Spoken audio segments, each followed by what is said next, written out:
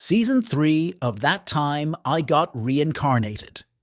As a slime is scheduled to air this spring, so now is the perfect time to recap its Season 2. In the end of Season 1, we got to know the story of Shizu, and now the story continues. Okay.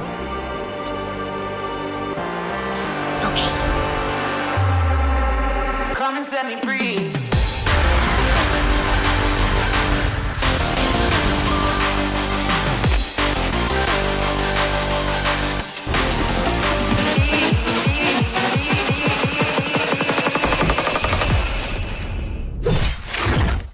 Rimuru entrusts the children's education to a new teacher and returns to Tempest.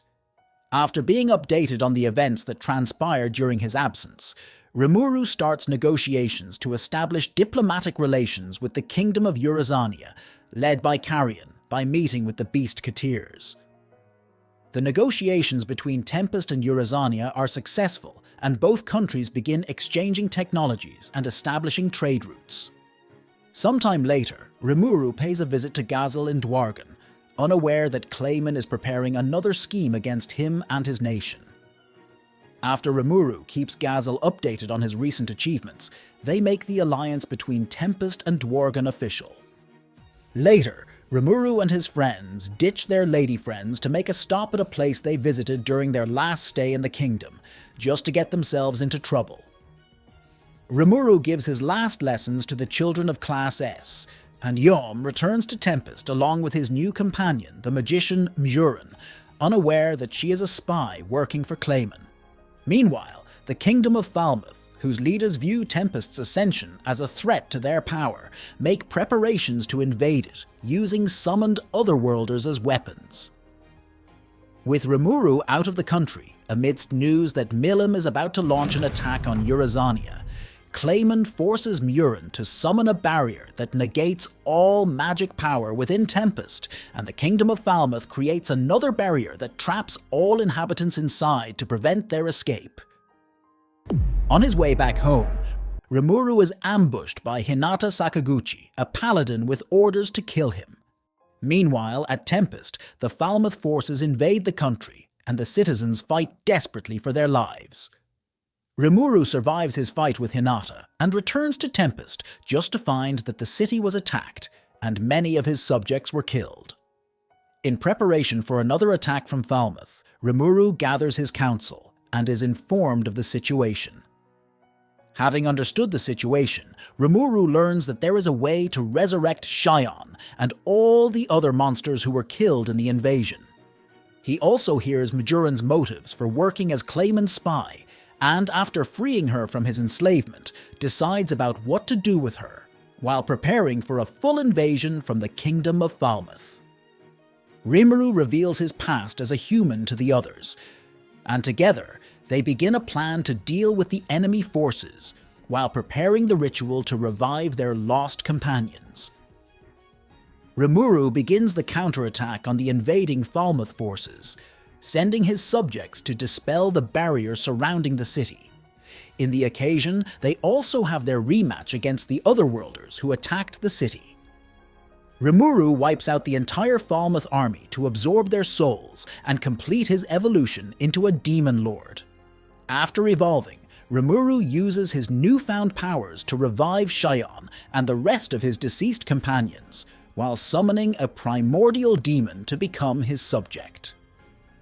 After recovering from his transformation, Rimuru is informed that the Kingdom of Eurazania was destroyed, and Carrion defeated by Milim with assistance from the Demon Lord Frey, but the citizens had safely taken refuge in Tempest. On the occasion, Rimuru also learns of Clayman's possible involvement in Milim and Frey's actions. The primordial demon whom Rimuru summoned officially becomes his subordinate under the name Diablo, and Rimuru fulfills his promise to Veldora by releasing his seal and giving him a new body. The citizens of Tempest welcome Rimuru and Veldora back, and they have a huge celebration together. Afterwards, Rimuru, his subordinates and his allies gather to discuss their next moves given the recent events. The representatives of Tempest and their allied nations hold a meeting to deal with Rimuru's ascension as a demon lord, Veldora's resurrection, and Clayman's interference among other subjects. On the occasion, Rimuru realizes that their recent predicaments are orchestrated by Yuki, but has not still discovered his true intentions. To keep the public opinion of Tempest neutral, Dwargon, Blumund, and the newly allied sorcerer dynasty Sarian agree to lie that Veldora awoke in response to Falmuth's invasion and wiped out the enemy. Then the newly awoken Demon Lord Rimuru tamed him. After the conference ends with Tempest strengthening their ties with their allied nations and Yhorm's endorsement as the future king of Farminas, Rimuru and his friends turn their attention to their imminent confrontation with Clayman, who is making preparations for the upcoming meeting of Demon Lords. Rimuru announces his plan to back Yhorm as the new king of Falmuth. After hearing this, Gazel tests Yhorm to see if he has what it takes to be a ruler, and Yhorm answers with full sincerity. Errol also takes a liking to Rimuru after hearing him say he just wants to create a world where everyone can prosper and smile. Thus Rimuru and his allies look ahead to the battle against their new enemy Clayman. A new force has suddenly risen to power in the great forest of Jura, and Clayman proposes that the Demon Lords hold Walpurgis with the goal of sanctioning the slime who deceived him. Rimuru also begins to prepare for a battle with Clayman, but observing the enemy army's movements reveals that Clayman's target is not Tempest, but Eurazania. In Eurazania to rescue the people in opposition of Clayman's army. Rimuru receives advice from Raphael. In addition, the plan to subdue Clayman is a suggestion from a secretary. After Benimaru and his army departed, Yhorm and co. set off for Falmuth, Diablo in tow. Rimuru, brimming with positivity, begins preparation for Walpurgis. Demon Lord Leon visits the residence of fellow Demon Lord Guy Crimson. They discuss Walpurgis, the actions of other Demon Lords, and the revival of the Storm Dragon. At this point, Velzard, the older sister of Veldora, joins the discussion and expresses her interest in the topic. Leon informs them of the story going around about Veldora's seal being undone by the blood of the Falmuth soldiers, but Guy and Velzar were skeptical about this. Leon, too, was of the same opinion, and shared his theory that Veldora's seal was dismantled by Rimuru. Guy takes the theory at face value, and muses that Rimuru would have to be a demon lord to accomplish that. After a bit more talking, Leon departs, leaving just Guy and Velzard behind. Guy offers Velzard a spot in Walpurgis, but she rejects, saying she's not interested and leaves. Guy reflects on the contents of the discussion, excited for Walpurgis. Rimuru continues with preparations for Walpurgis, including making Trainee evolved into a Dryas Doll Dryad. Meanwhile, Benimaru and his forces have arrived in Eurazania via transport magic, and they promptly run Clayman's army into a trap set by Geld.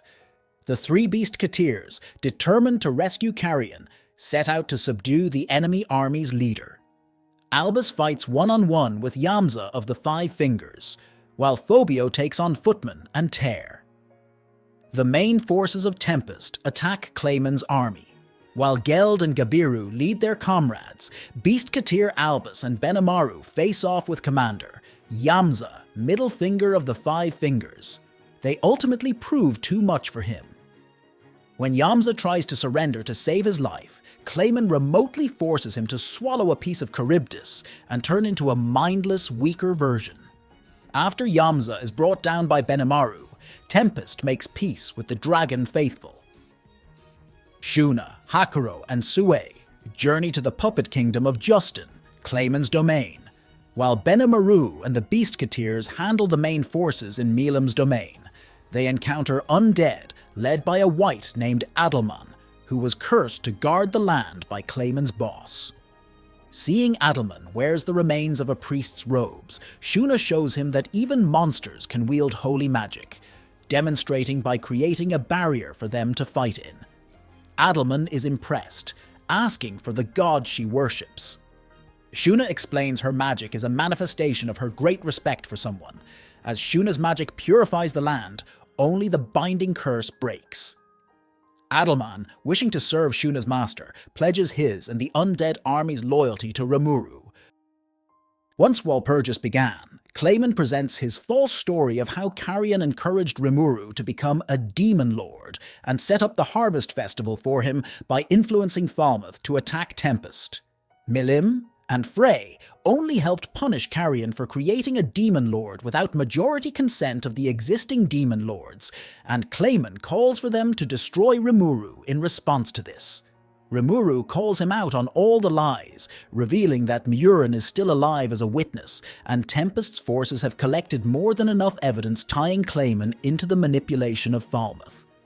Head of the Demon Lord Council, Guy Crimson, tells them to fight it out. He wants the matter resolved simply and quickly. Clayman has Milim fight with his subordinates, leaving Rimuru's side unbalanced. Beretta joins the fight on Ramiris' behalf. Right before Milim can punch Rimuru, Veldora suddenly appears and takes the hit. Turns out Veldora came to pester Rimuru for more manga. Rimuru has him play with Milim, with the Otaku Dragon calling out attack names from Street Fighter and Dragon Ball. Beretta takes out the puppet Clayman summoned, while Rimuru frees the Fox Demon under Clayman's control and puts it under Ranga's care. Clayman, in the meantime, finally snaps and loses his composure, transforming into his crazed clown form. His weakness and plots are exposed with his defeat by Shion and Carrion, revealing himself to be alive and as one of Frey's attendants. Milim reveals that she was never mind-controlled and was faking it all along, much to Clayman's anger. In utter despair at his own weakness, Clayman begs for power, undergoing a pseudo-awakening. Crazed and half-awoke as a true demon lord, Clayman plans to kill Rimuru to keep his title. However, Rimuru simply pummels and eats Clayman instead, learning the moderate Harlequin alliance works for former demon lord Kazarium, whose body Leon killed to take his spot. Thanks to Veldora and Milim's blunder, Roy Valentine is revealed to be a stand-in for true demon lord Luminous Valentine, who is the maid Rimuru had suspicions about. Carrion and Frey give up their seats as demon lords upon seeing they are too weak. While still ruling their lands, they now work for Milim. As the group is down to 8 members, Veldora suggests Rimuru pick their new name. Rimuru sees stars above the meeting and decides to call them the 8-Star Demons Lords, Octagram. In the end, Rimuru returns to Tempest, but in the Holy Empire, Demon Lord Roy was killed by Laplace, who easily defeated him. With this, you are all caught up the events that have happened before that time I got reincarnated as a Slime Season 3. There is also a movie named Scarlet Bond, but that is a side story, so I have uploaded the recap of that movie separately, and stay tuned for more anime recaps.